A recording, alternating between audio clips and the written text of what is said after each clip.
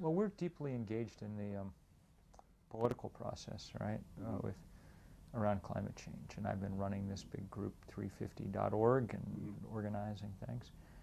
And that's important. That political work is important.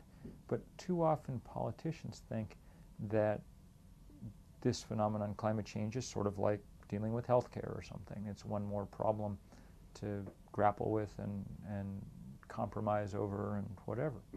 That kind of compromise probably makes sense when we're dealing with something like healthcare, or, the problem is that in this case, the contest is not between Democrats and Republicans.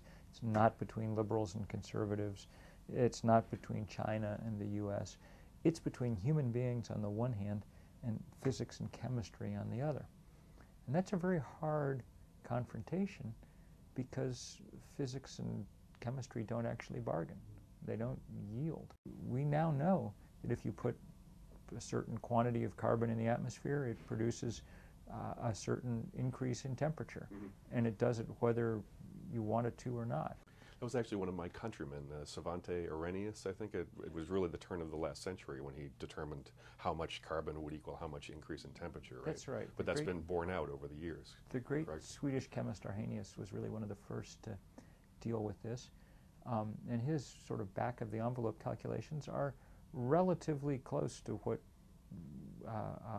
we now expect. Charles Keeling, who started measuring carbon dioxide levels on Mauna Loa. Mauna Loa in the late 1950s, and within a few years it was very obvious that there was a steady increase, now in fact accelerating increase in the amount of CO2 in the atmosphere. And how has that corresponded to the change in temperature? I mean, you said that Arrhenius's calculations, back-of-the-envelope calculations, had been borne out over time. Specifically, I mean, what does it mean when we add? We've so far raised temperature about 1 degree, just under 1 degree Celsius, about 1.3 degrees Fahrenheit, globally averaged. Okay. And that's about what we expect. We expect we're going to, if we don't get things under control very quickly, unfortunately, we're going to see another 3, 4, 5 degrees in the course of this century. Very, very warm indeed. Since we're already seeing, and this is the part we didn't anticipate 20 years ago, we're seeing larger responses from the natural world than we would have expected with merely a degree increase. The melting of the Arctic in the summer of 2007 was an ominous sign. It happened well ahead of schedule. It should give us great pause.